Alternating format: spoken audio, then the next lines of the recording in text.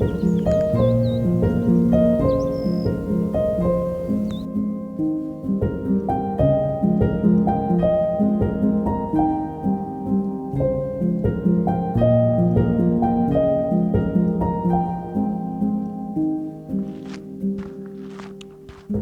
morning. Doing some hiking in Palm Springs. Ran into a guy yesterday from Boston out hiking, and people were asking him, what's he going to do in Palm Springs? He's visiting a friend, and he said, I'm going hiking. And that's what hikers do. Hikers hike. And so I'm going to be on the South Lichen Trail. He told me that there were some bighorn sheep, longhorn sheep, bighorn sheep, I think, what they were. Don't have my taxonomy down as well, but so I'm going to climb. It's a pretty good little climb, over probably 1,500 plus feet. I'll show you where I'm headed. I'm headed up into those hills right over there. And nice cool morning, 47 I think it was. When I got out, I've got a fleece on. And yeah, just looking forward to a good hike. So join me as I do the South Lichen Trail in Palm Springs, California.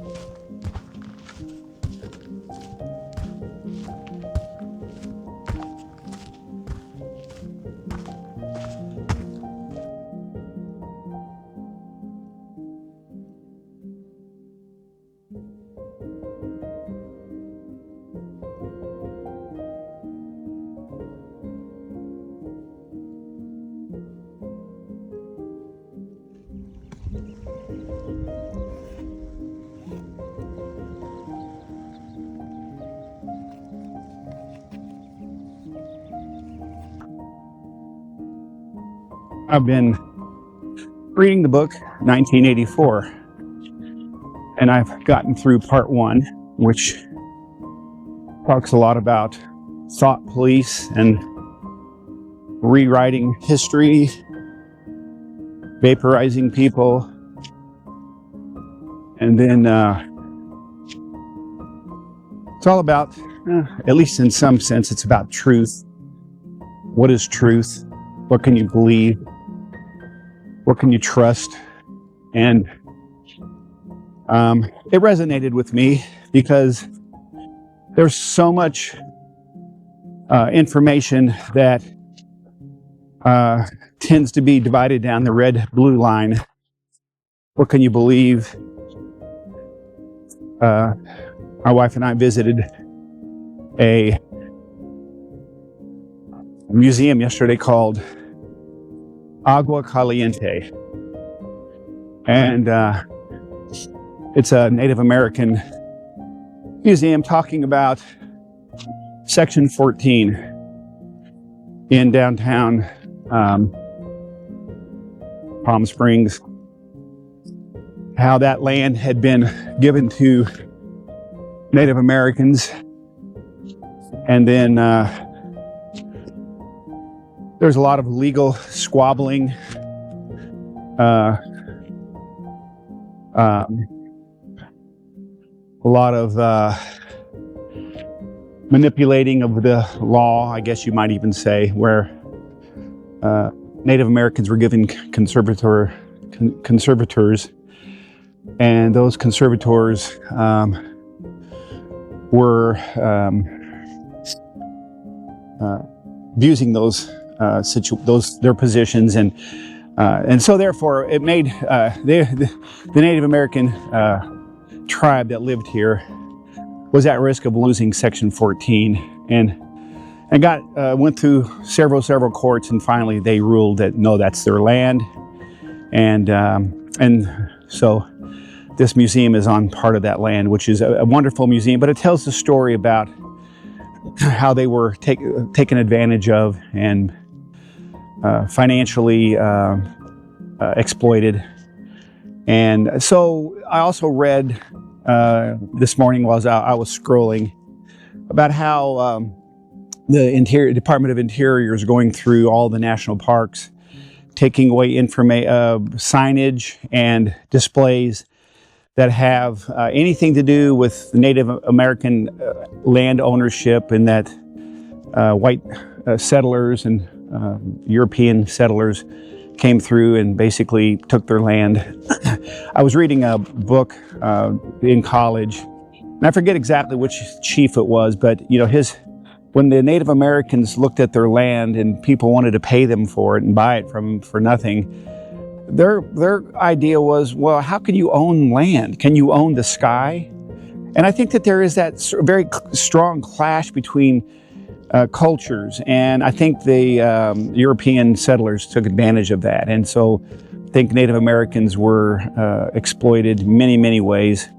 But the signage in these parks is trying to take away the notion of global warming and just anything that I guess they perceive as being either woke or liberal left. And so it just brings up the question, what is truth? And how can you really know what the truth is? And I think people are struggling today because of all the conflicting reports and the conflicting messages that we're hearing in today. So I want to just sort of ramble a little bit today with some of my thoughts about what is truth and how can you really come to terms with it. People really are struggling. I've got a friend who his son is struggling with what's going on in our country today. A lot of people are, a lot of young people are. And I don't know that this is going to help you, but it helps me. What do I do to kind of get through this bog, this slough of, in the Pilgrim's Progress, he called it Slough of Despair, a book that was written many years ago.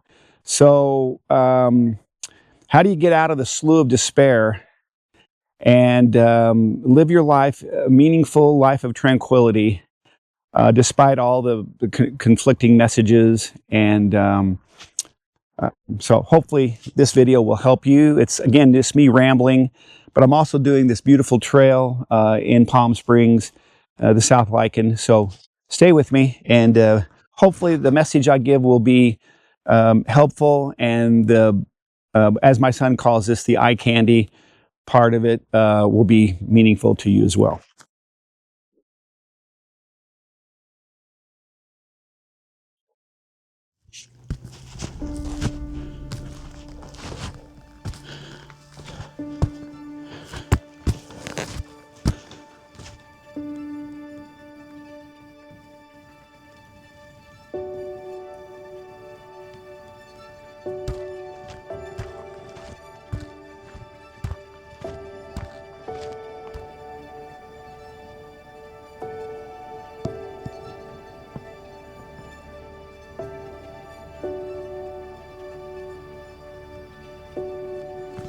What do you do about all the chaos and all the confusion and the rewriting truth? The chaos, that's a good word to describe what's going on in our country today. A lot of chaos. And I first want to say that the way let me just say, this is how I handle it. Forget about what you should or shouldn't do. This is how I handle it. I've done a combination of these two things. I've thickened my skin, and I've developed, I guess, what you would call an information bubble around me. The information bubble is, I just decide what's going to get in and what's not, who's going to get in and who's not going to get in. And that means people, that means channels, that means podcasts, that means YouTube channels, even people that I like, even people that I agree with. I have created a bubble, and I'm very picky about what I listen to. I don't listen to people, I don't talk religion with people, more so with people that I don't agree with.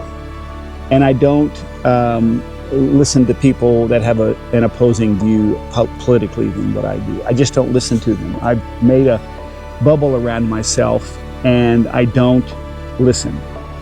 And it helps. Consider doing that. I know people have gotten off of Facebook and social media. I don't get off Facebook because I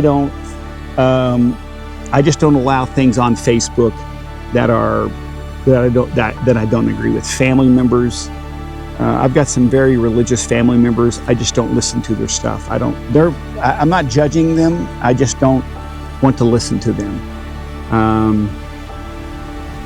And the same thing is true for politics, and they tend to be the same people. Very conservative evangelicals, fundamentalism, just a lot of spewing hatred and fear mongering. I just don't do it. And I don't listen to people that are fear mongering on the other side as well, on the more liberal side. I'm a liberal, surprise. I'm a social worker. It's one of the second most liberal profession in the country. And then I thicken my skin. I just don't take things very serious that I hear. I just don't believe what I hear. I've become very skeptical about anything. That includes AI. I see all these AI videos that I don't know what you can believe anymore. And so I just don't believe what I read and see much. Again, read 1984, a wonderful book more about thought police and reconstructing memories and history. It's also about capitalism and socialism, but I don't think it comes up, neither one come up smelling very good. So, but as far as politics, as far as thickening my skin, that's what I've done. I've thickened my skin and I've hardened my skin. I just simply don't pay attention, take serious what people say anymore, because I don't think I can believe really much of anybody. So what do we believe? What can we believe? And that's what I'm going to talk about next. I'm just sort of, again, going to be rambling on a little bit about what I do in my life to handle the confusion and the somewhat anarchy that is being promoted by, more so I think, the right than the left, but that's just me. So stay tuned. I'm going to keep walking the trail, but I thought this was just a fantastic view. And if you want to see the view I'm looking at, look at this. Jesus Pete, look at that. Isn't that beautiful? Those mountains in the background. All right, stay with me.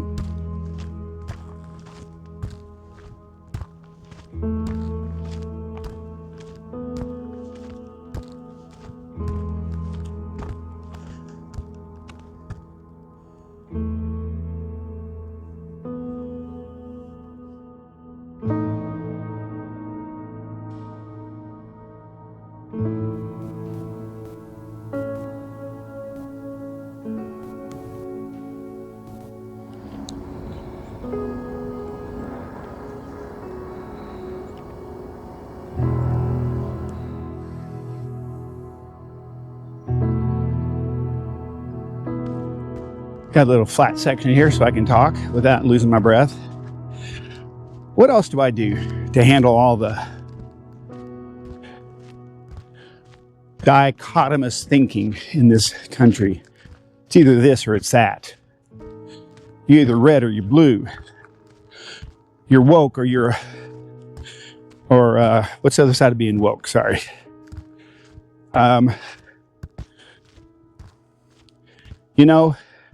I've learned that there's a lot of truth in the middle. I was listening to Michael Pollan who I love. He's the guy that wrote the book In Defense of Food. Wonderful book. It talks about his little mantra, eat real food, not too much, and mostly plants. Maybe not quite in that order. Mostly plants, not too much. So he was asked about RFK Jr., and he says he applauds Kennedy's stance on getting away from ultra-processed foods. You have to be able to do that. You have to be able to take what people are saying, and if it's true and if it's good, then embrace it. And I think that that's what Pollan did. He also embraced getting pesticides out of our food, which is what Kennedy is promoting. Now, Pollan and myself and many others don't agree with him and his views on Kennedy's views on vaccinations, and he believes, and I think so true, that Kennedy's going to be promoting more harm than good in the long run when you consider his views on vaccinations. But find where the middle is. Embrace the middle. Get rid of that dichotomous thinking. It's either this or it's that. There's a lot of truth in the middle. And if you're open enough to listen and to ask yourself, well, that sounds pretty fair. I'll be honest with you, there are things that I think that the Trump administration is promoting is okay. There are things that I think I like a more judicial criminal justice system. I don't know if they promoted that or not, but I just think that we've got to find the treasures, find the truth in the middle, and don't automatically be a dichotomous thinker. It's either this or it's that.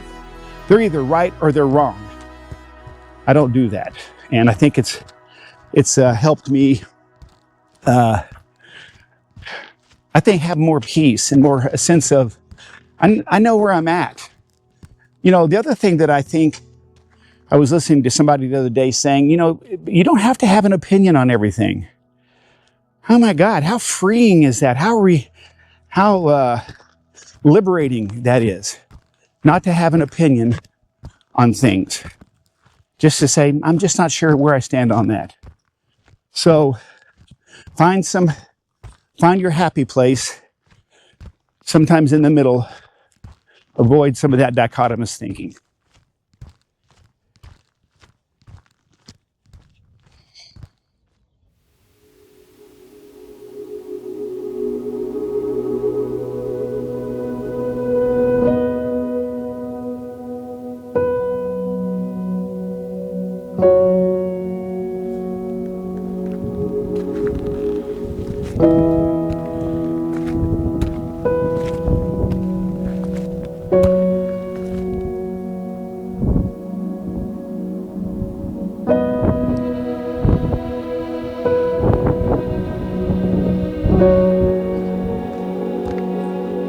I remember many years ago, I was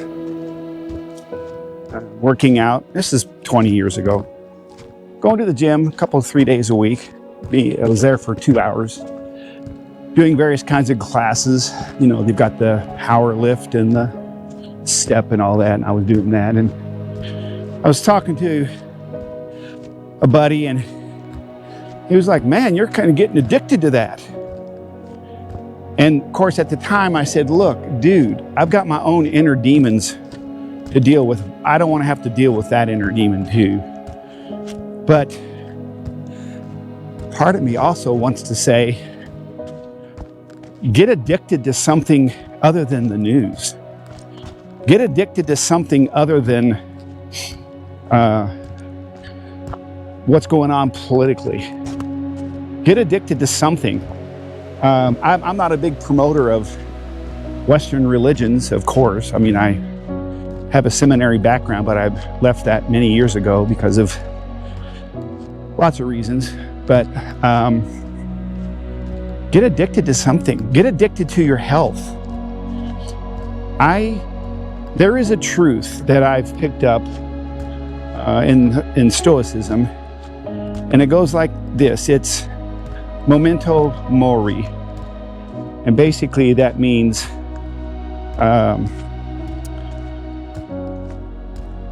it means not literally, life is short.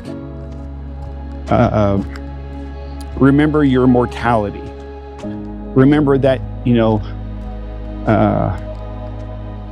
not going to live forever. And I think that if you embrace that, if you become addicted to taking care of your body, to make the most of it. I'm going to talk briefly in just a bit. That's it. Then I'm done with this video, my ramblings. But if you're going to get addicted to something, get addicted to taking care of your body. Get addicted to love. Get addicted to art. Get addicted to sports.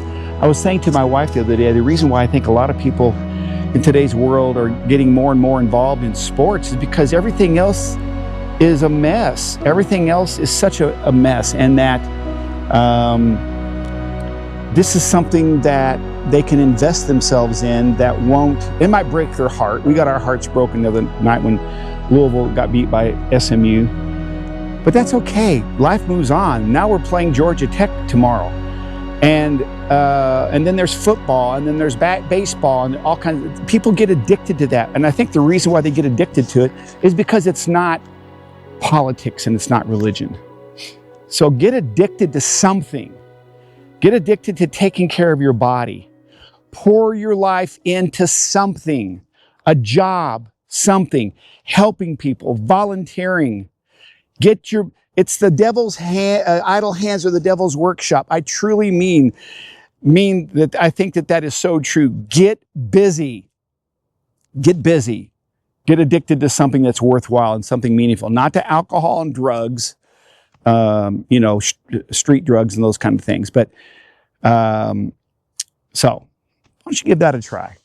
And that's how I live my life. I'm addicted to hiking. I'm addicted to taking care of myself. I'm addicted to taking care of my wife, my children, my grandchildren, my daughters-in-laws, my practice, my business. I invest my life in those things. Get invested in something. I think that's one way to get through all this chaos. Bring some order into your life. I'm out here looking for sheep because I've been told they're up in these hills up here. Let me pull up this.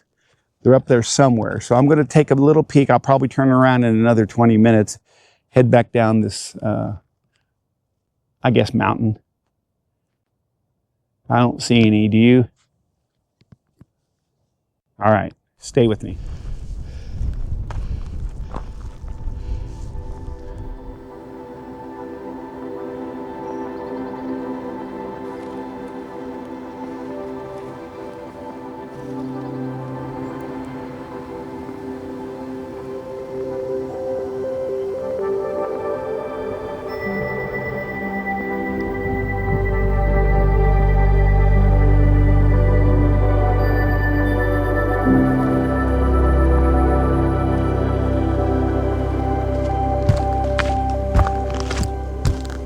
Let me wrap this up while you watch me walk this trail.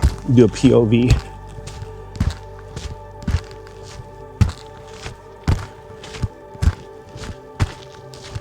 What do I do for myself, or how do I handle all this chaos? The bottom line is you got to take care of yourself, and that's going to look different for you than what it looks for me. I'm out here taking care of myself right now. I'm doing this video. Start doing a YouTube channel. That'll take up a lot of your free time. I love what I do. I don't care if you listen or not. And if you're still with me, thank you. Those that got off after 4 minutes, I don't care. This is about me and what I'm doing and enjoying what I do. I don't care if you subscribe or not. Don't. I'm going to keep producing videos because I love doing this. And I hope you do too. But if not, that's okay. So take care of yourself. Take care of yourself. And whatever that looks like, do it. All right, well, I'm going to wrap this up. Not sure where this is going. Looks like it's going up. Hopefully up to where the mountain, or I think the bighorn sheep is what they're called, or I don't know, longhorn sheep, something. So if I see them, I'll include them in the video. But that's it for me as far as the ramblings. Take care of yourself and happy trails.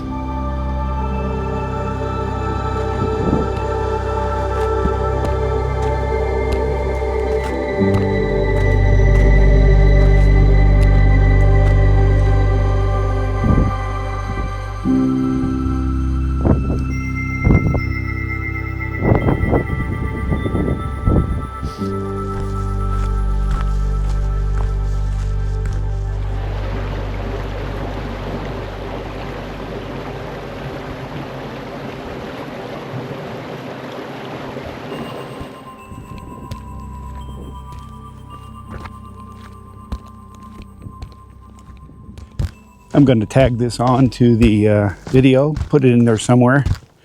I've got about a mile left, saw the sheep, got some good video, but you know, it just encourages me so much to see older adults. And by older, I mean my age. I'll be 70 in July. These guys I just passed were in that ballpark. Another group passed me in that ballpark.